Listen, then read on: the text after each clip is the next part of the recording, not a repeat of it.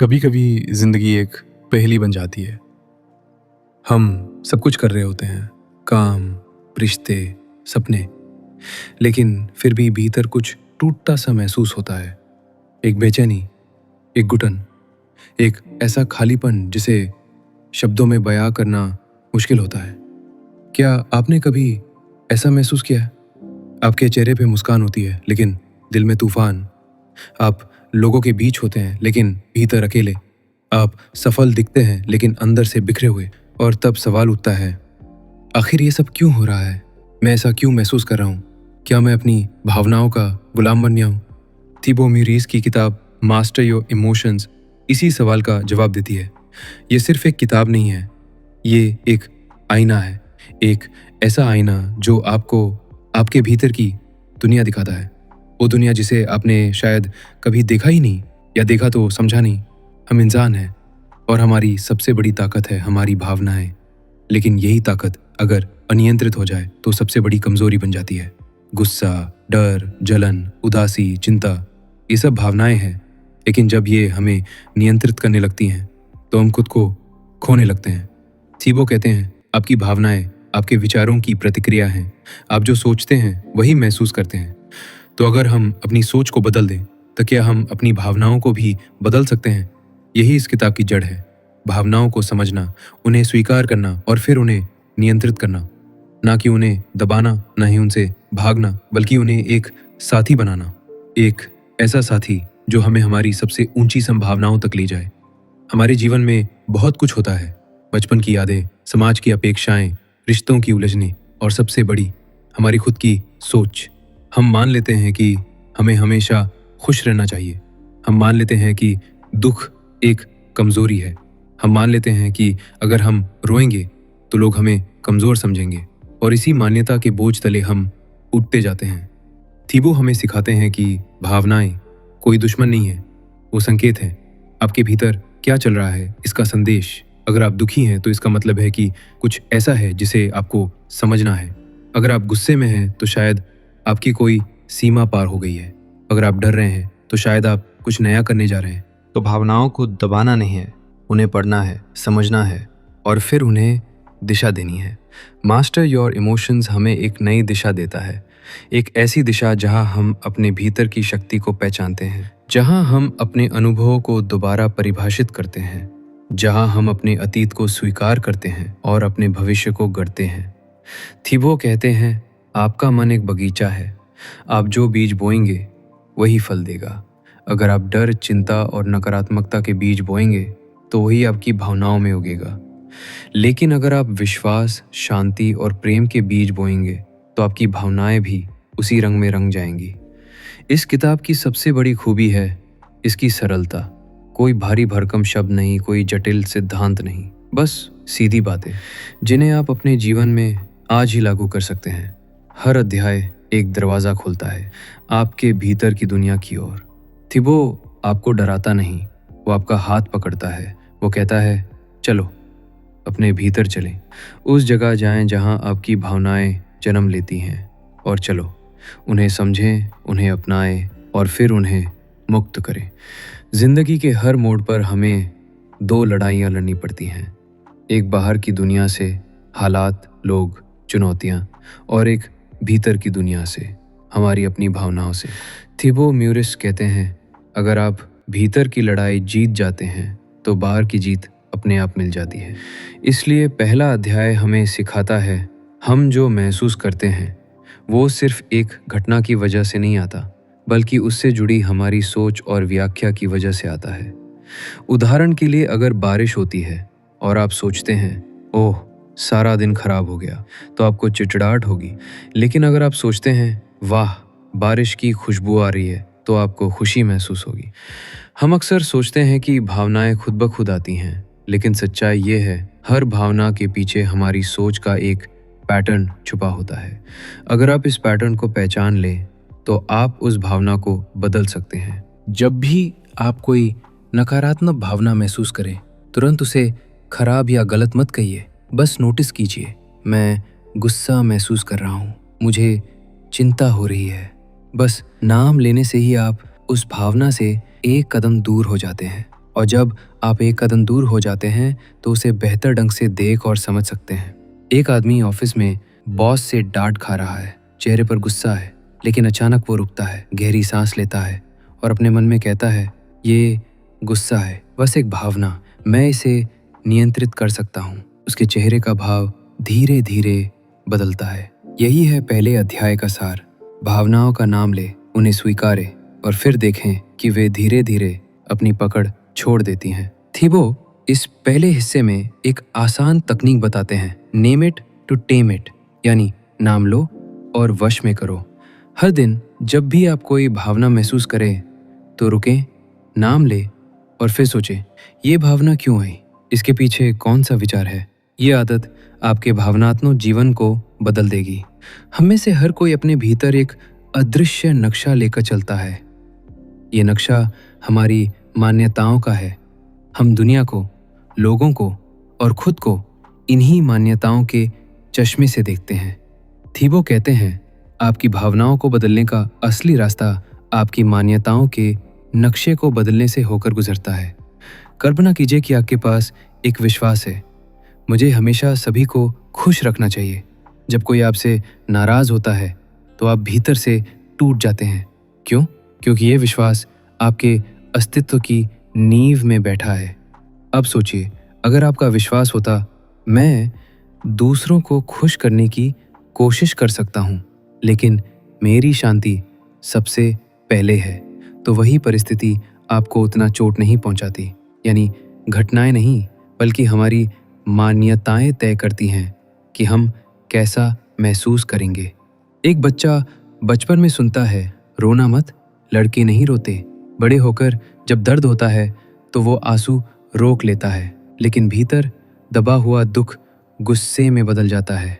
हमारी मान्यताएं अक्सर बचपन, समाज और अनुभवों से बनती हैं। ये हमें आकार देती हैं, लेकिन कई बार ये हमें कैद भी कर देती हैं। अगर हम इन मान्यताओं को चुनौती नहीं देते तो हम हमेशा उन्हीं भावनाओं में फंसे रहेंगे। थिबाओ का दूसरा सबक, अपनी सोच को सवालों के घेरे में लाओ। जब भी कोई नकारात्मक भावना उठे, अपने आप से 3 सवाल पूछिए। 1. रिवर्टेड, सोच रहा हूँ। 2. स्क्लारी, पूरी तरह सच है। 3. विचार मुझे मदद कर रहा है या मुझे नुकसान पहुँचा रहा है। अक्सर हम पाएंगे कि हमारी भावनाओं के पीछे की सोच पूरी तरह सच भी नहीं होती, लेकिन हमने उसे सालों से सच मान रखा है। तिबाओ इस हिस्से में एक शक्तिशाली अभ्यास देते हैं, बिलीफ ऑडिट, यानी विश्वास की जांच। एक कागज़ लीजिए, ऊपर लिखिए, मेरे विश्वास जो मुझे नुकसान पहुंचा रहे हैं। फिर उनमें से हर एक के सामने लिखिए, क्या ये हमेशा सच है, और अगर मैं ये विश्वास बदल दूं तो मेरी ज़िंदगी कैसी होगी। इस साधारण अभ्यास से आप अपनी भावनाओं की जड़ों तक पहुंच सकते हैं। जब आप अपनी मान्यताओं को बदलना सीख जाते हैं तो आप अपनी भावनाओं की जड़ को छू लेते हैं, और जब जड़ बदलती है तो पूरी ज़िंदगी बदल जाती है। यही है मास्टर योर इमोशंस के दूसरे हिस्से की आत्मा। अब अगली कड़ी में हम चलेंगे उस मार्ग पर जहां भावनात्मक स्वतंत्रता केवल सपना नहीं बल्कि रोज का अभ्यास बन जाती है। जीवन में सबसे बड़ी स्वतंत्रता क्या है? धन, समय, यात्रा की आज़ादी? थिबो कहते हैं, नहीं, सबसे बड़ी स्वतंत्रता है अपने भीतर की भावनाओं पर नियंत्रण की स्वतंत्रता। क्योंकि जब आप अपनी भावनाओं के मालिक बन जाते हैं तो बाहरी परिस्थितियां चाहे जैसी हों, आप अपनी दिशा खुद तय करते हैं। भावनात्मक स्वतंत्रता का मतलब यह नहीं कि आप कभी दुखी, गुस्से में या डरे हुए नहीं होंगे। इसका मतलब है आप इन भावनाओं में फंसे नहीं रहेंगे। आप उन्हें महसूस करेंगे, पहचानेंगे और फिर आगे बढ़ेंगे। ये एक लहर की तरह है। लहर आएगी, आपको छुएगी और फिर आगे बढ़ जाएगी, लेकिन आप किनारे पर खड़े रहेंगे, डूबेंगे नहीं। एक महिला भीड़ भाड़ वाले शहर में चल रही है। लोग धक्का दे रहे हैं, हॉर्न बज रहे हैं, शोर है। वो अपनी जेब से ईयरफोन लगाती है, आंखें बंद करती है और सिर्फ अपनी सांस पर ध्यान देती है। चेहरे पर हल्की मुस्कान आ जाती है, जैसे उसने अपने भीतर शांति पाली हो, जबकि बाहर का माहौल वैसा ही है। यही है भावनात्मक स्वतंत्रता। भारी तूफान के बीच भी भीतर की शांति को बनाए रखना। भावनात्मक स्वतंत्रता कोई एक दिन में नहीं मिलती। ये एक मांसपेशी की तरह है। जितना अभ्यास करेंगे उतनी मजबूत होगी। थिबो कुछ आदतें सुझाते हैं जो हर दिन आपको भीतर से सशक्त करती हैं। Number 1, practice mindful breathing. दिन में कुछ मिनट सिर्फ अपनी सांस पर ध्यान दें। नंबर 2, जाकादनी योशन जर्नलिंग। दिन की भावनाओं को लिखें ताकि आप पैटर्न देख सकें। Number 3, reframing thoughts. नकारात्मक विचार को पकड़कर उससे एक सकारात्मक दृष्टिकोण बनाना। Number 4, gratitude practice. हर दिन 3 चीज़ें लिखें जिनके लिए आप आभारी हैं। जब आप ये अभ्यास रोज करते हैं तो धीरे धीरे आपका मन बाहरी परिस्थितियों पर कम और अपनी आंतरिक शक्ति पर ज्यादा निर्भर होने लगता है। तब आपको महसूस होगा आप अब सिर्फ घटनाओं के शिकार नहीं बल्कि अपने जीवन के निर्माता हैं। भावनाएं स्थिर नहीं होती। एक पल आप टूटे हुए महसूस करते हैं, अगले पल आप ताकत से भर जाते हैं। थिबो कहते हैं, आपके पास हमेशा ये ताकत होती है कि आप अपनी स्थिति बदलें, और ये बदलाव अक्सर आपके भीतर की ऊर्जा और स्टेट बदलने से आता है। एनर्जी शिफ्ट का मतलब है अपने शरीर, विचार और ध्यान के माध्यम से अपनी भावनात्मक ऊर्जा को तुरंत बदल देना। हम सोचते हैं कि हमें महसूस करने के लिए इंतजार करना पड़ेगा, लेकिन असल में हम पहले एक्शन बदलते हैं और भावना उसके पीछे पीछे आती है।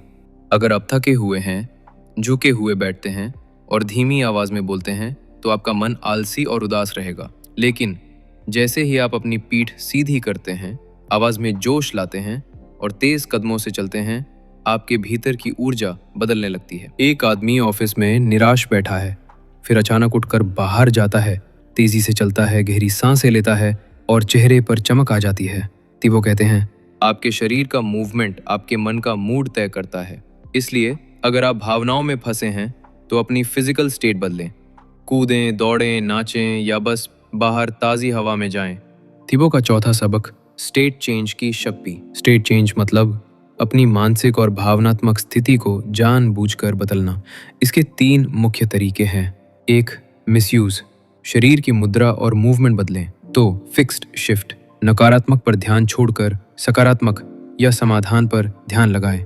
3 और 5, कॉन शिफ्ट, किसी घटना का मतलब बदले। उदाहरण, मैं असफल हूं से मैंने एक नया सबक सीखा, मैं बदलना। एनर्जी शिफ्ट और स्टेट चेंज हमें सिखाते हैं कि हम परिस्थितियों के गुलाम नहीं हैं, हम अपने भावनात्मक मौसम के मालिक हैं, और जब हम चाहें हम भीतर सूरज निकाल सकते हैं, चाहे बाहर कितना भी अंधेरा क्यों ना हो। भावनाओं का असली स्वामी वो है जिसकी शांति किसी एक अच्छे पल पर नहीं टिकी होती, बल्कि जीवन की हर आंधी में भी स्थिर रहती है। थिबो कहते हैं, सच्ची महारत तब है जब ये आपकी आदत और पहचान बन जाए। एक दिन, एक सप्ताह की मेहनत काफ़ी नहीं। भावनाओं पर महारत एक जीवन भर का अनुशासन है, जैसे योग, जैसे ध्यान, जैसे रोज का साधना पथ। जब आपका जीवन आपके मूल्यों के साथ तालमेल में होता है तो भावनाएं स्वाभाविक रूप से स्थिर रहती हैं। एक युवा साधक हर सुबह नदी किनारे बैठकर ध्यान करता है, फिर गांव के बच्चों को पढ़ाता है।